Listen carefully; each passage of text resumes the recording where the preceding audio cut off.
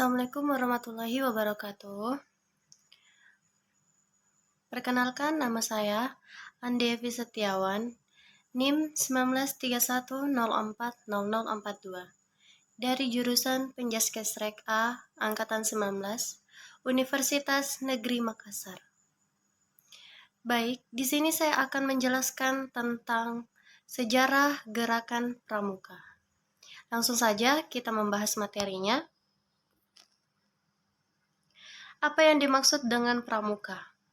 Pramuka merupakan sebutan bagi anggota gerakan pramuka yang meliputi pramuka siaga, pramuka penggalang, pramuka penegak, dan pramuka pendega.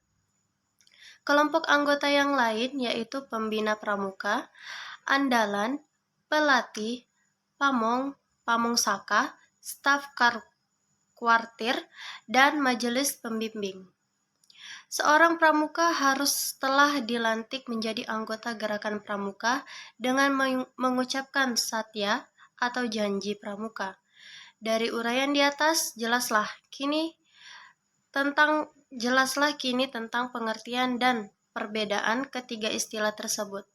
Secara garis besar, dapat disimpulkan bahwa kepramukaan merupakan sebuah sistem pendidikan dan gerakan pramuka merupakan organisasi yang melaksanakan sistem tersebut. Sejarah pramuka dunia. Sejarah pramuka di dunia dimulai sejak awal abad 20. Baden-Powell dikenal sebagai pemrakarsa gerakan kepramukaan di dunia. Pada tanggal 25 Juli 1907, Baden-Powell yang menjabat sebagai Letnan Jenderal Tentara Inggris mengadakan perkemahan pramuka di Pulau Brownsea, Inggris. Pada tahun 1908, ia menulis buku Scouting for Boys tentang prinsip dasar kepramukaan. Peluncuran buku tersebut menjadi cikal bakal lahirnya gerakan pramuka. Sejak itu, kian banyak muncul organisasi kepramukaan. Gerakan pramuka tidak hanya dikenal di Inggris, tetapi juga di negara-negara lain di dunia.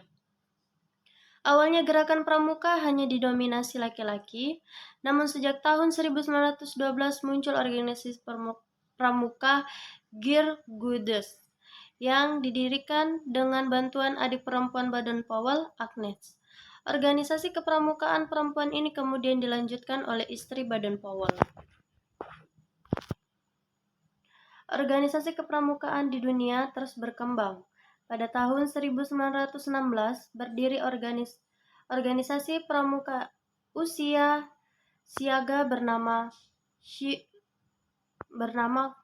KAP atau Anak Serigala, yang dilengkapi buku panduan kegiatan merujuk pada buku The Jungle Book. Di tahun 1918, Powell mendirikan Reverse Scout untuk kelompok remaja usia 17 tahun. Pada tahun 1922, Baden-Powell menerbitkan buku Referring to Success atau Mengembara Menuju Sukses. Buku tersebut menceritakan seorang pemuda yang terus mengayuh sampah hingga akhirnya menuju pantai bahagia. Buku tersebut kian menginspirasi berkembangnya gerakan kepramukaan di dunia saat itu. Pada 30 Juli sampai 8 Agustus 1920, untuk pertama kalinya diadakan Jambor Dunia. Kegiatan ini pertama diadakan di Olympia Hall, London, dan dengan dihadiri sekitar 80.000 anggota pramuka dari 34 negara yang hadir. Di acara itu, Baden-Powell dinobatkan sebagai Chief Scout of the World atau Bapak Pandu Sedunia. Masih pada tahun yang sama, dibentuklah Dewan Internasional Organisasi Pramuka yang beranggotakan 9 orang. Kota London ditetapkan sebagai kantor kesektariatan pramuka sedunia, meski kemudian berpindah ke Ottawa, Kanada pada tahun 1958, serta ke Geneva, Swiss pada tahun 1968. Semenjak didirikan, Gerakan Pramuka yang memfokuskan program pada remaja usia 11-18 tahun telah mendapat respon yang menggembirakan. Anggota bertambah dengan cepat, kebutuhan program pun dengan sendirinya bertambah. Untuk memenuhi keinginan dan ketertarikan pada para generasi muda, pada saat itu, Gerakan Pramuka menambah 4 program dalam organisasinya untuk melebarkan lingkup keanggotaan Gerakan Pramuka. Keempat program tersebut meliputi pendidikan generasi muda usia dini, usia remaja, pendidikan kepanduan putri, dan pendidikan kepemimpinan bagi pembina program untuk golongan siaga, unit satuan karya, dan penegak atau pendega, mulai disusun pada akhir tahun 1910 di beberapa negara.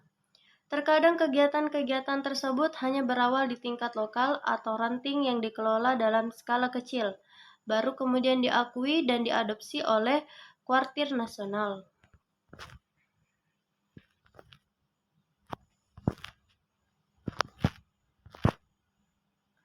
Kasus serupa terjadi pada pendirian golongan siaga di Amerika Serikat, di mana program golongan siaga telah dimulai sejak 1911 di tingkat ranting. Namun belum mendapat pengakuan hingga 1930 sejak awal didirikannya Gerakan Kepanduan. Para remaja putri telah mengisyaratkan besarnya minat mereka untuk bergabung. Untuk mengakomodasi minat tersebut, Agnes Baden-Powell, adik dari Bapak Kepanduan Sedunia, Robert Baden-Powell, pada tahun 1910 ditunjuk menjadi presiden organisasi kepanduan putri pertama di dunia. Agnes pada awalnya menanamkan organisasi tersebut Rathbone, yang kemudian berganti menjadi Brownies Girl Guild pada 1914. Agnes mundur dari kursi presiden pada tahun 1917 dan digantikan oleh Olaf Baden-Powell, istri dari Lord Baden-Powell. Agnes tetap menjabat sebagai wakil presiden hingga ia meninggal pada usia 86 tahun. Pada waktu tersebut, kepanduan putri telah diposisikan sebagai unit terpisah dari kepanduan pria. Hal tersebut dilakukan menimbang norma sosial yang berlaku saat tersebut. Sejarah Pramuka Indonesia. Sejarah Gerakan Pramuka Indonesia dimulai sejak tahun 1912. Cikal bakal Pramuka Indonesia adalah didirikannya organisasi Nederlandse Pupfeeders Organisasi atau NPO, bentukan Belanda. Kemudian pada tahun 1916, organisasi tersebut berganti nama menjadi Netherlands Indische Pupfeeders Vereniging NIPV. Istilah Pupfeeders merujuk kepada istilah untuk organisasi pramuka yang ada di negeri Belanda. Penggunaan istilah Patvinderi kemudian sempat mendapat larangan dari Belanda. Para tokoh nasional Indonesia kemudian mengganti istilah Patvinderi dengan pandu atau kepanduan. Pada tahun 1916, dibentuklah organisasi kepemudaan bentukan bangsa Indonesia bernama Javansi Pupfeeders Organisasi yang diprakarsai oleh SP Mangkunegara 7. Usai peristiwa Sumpah Pemuda, kian banyak organisasi kepanduan yang dibentuk, baik bernafaskan nasionalis atau keagamaan. Beberapa di antaranya adalah Patvinder Muhammadiyah, kemudian berganti nama menjadi Hizbul Wathan atau HAWI. Nasional Patvinderij yang didirikan Budi Utomo, Syarikat Islam Afdeling Patvinderi atau disingkat SIAP yang didirikan Syarikat Islam, Nasional Islamistisi Patvinderij Nativij yang didirikan oleh Jong Islamitan Bond. Yang terakhir adalah Indonesisch National Pathfinders Organization yang didirikan oleh pemuda Indonesia. Banyaknya organisasi kepanduan Indonesia membuat dibentuklah Persaudaraan Antara Pandu Indonesia (PAPI) pada tanggal 23 Mei 1928 yang mewadahi organisasi-organisasi tersebut. Pada tahun 1930, PAPI melebur menjadi Kepanduan Bangsa Indonesia (KBI) yang dirintis oleh tokoh-tokoh organisasi lain. PAPI kemudian berkembang menjadi Badan Pusat Persaudaraan Kepanduan Indonesia atau BPPKI pada bulan April 1938. Untuk menggalang kesatuan dan persatuan, BPPKI mengadakan Perkemahan Kepanduan Indonesia (EUMOM) disingkat Perkino dan dilaksanakan pada tanggal 19 sampai 23 Juli 1941 di Yogyakarta. Saat masa penjajahan Jepang, gerakan kepanduan sempat dilarang untuk berdiri. Meski begitu, semangat kepanduan tetap menyala di dada para anggotanya. Barulah usai proklamasi kemerdekaan, Tokoh Kepanduan Indonesia membentuk Panitia Kesatuan Kepanduan Indonesia untuk pembentukan satu wadah organisasi kepanduan di Indonesia. Diadakanlah Kongres Kesatuan Kepanduan Indonesia pada tanggal 27 sampai 29 Desember 1945 di Surakarta dengan hasil terbentuknya Pandu Rakyat Indonesia yang kemudian diakui pemerintah sebagai satu-satunya organisasi kepanduan lewat keputusan Menteri Pendidikan, Pengajaran dan Kebudayaan pada tanggal 1 Februari 1947. Pada akhirnya, keputusan tersebut dianulir sehingga kelompok lain bisa membuka organisasi kepanduan baru dan Pandu Rakyat Indonesia bukan lagi satu-satunya organisasi kepanduan di Indonesia. Di awal 60-an, diperkirakan ada lebih dari 100 organisasi kepanduan di Indonesia. Keseluruhan organisasi kepanduan yang bernaung pada 3 federasi utama, yakni Ikatan Pandu Indonesia, IPINDO, bagi anggota Pandu pria serta PKPI, Persatuan Kepanduan Putri Indonesia, dan POPINDO, Persatuan Organisasi Pandu Putri Indonesia, untuk organisasi Pandu Wanita. Baru pada tahun 1961, Gerakan Pramuka akhirnya lahir. Hal ini dilatar belakangi kian banyaknya organisasi kepanduan yang ada. Pada tanggal 14 Agustus 1961, dilakukan pelantikan Mapinas, Kuarnas, dan Kuarnari di Istana Negara, serta penganugerahan Panji-Panji Gerakan Pramuka. Tanggal 14 Agustus kemudian diperingati sebagai Hari Pramuka.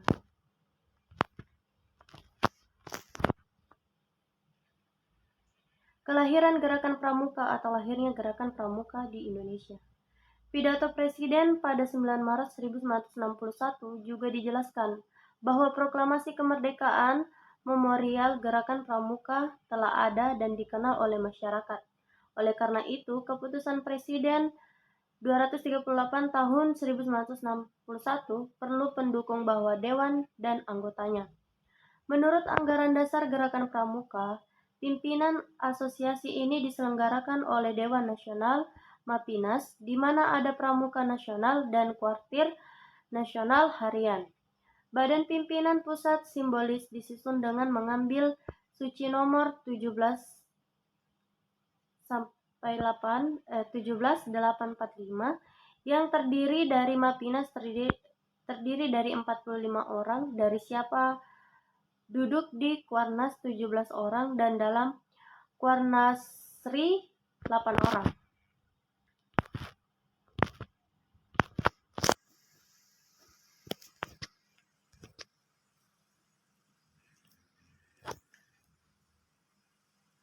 Namun dalam realisasinya seperti tersebut dalam Kapres 447 tahun 1961, tanggal 14 Agustus 1961,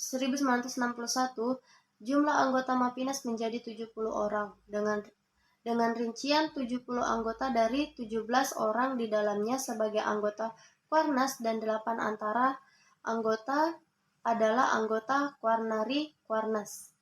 Mapinas diketuai oleh Dr.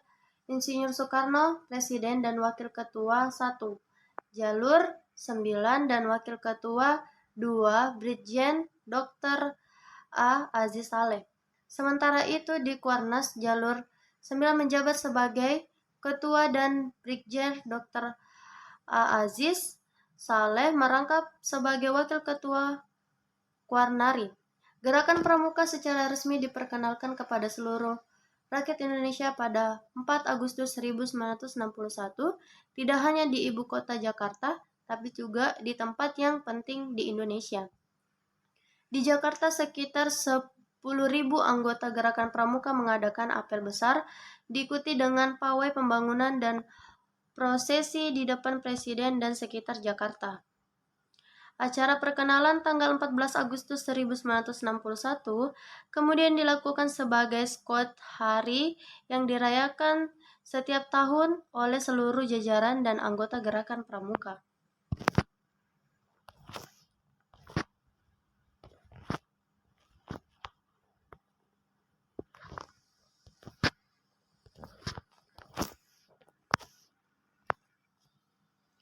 Baik, itu saja yang bisa saya jelaskan. Maaf jika ada kesalahan dalam menjelaskan atau mungkin penjelasan saya kurang tepat atau kurang dipahami. Mohon maaf kalau memang belum bisa dipahami. Dan jika ada kesalahan atau salah kata atau salah ucap dalam saya menjelaskan materi, mohon dimaafkan. Terima kasih. Mungkin itu saja. Saya akhiri. Wassalamualaikum warahmatullahi wabarakatuh.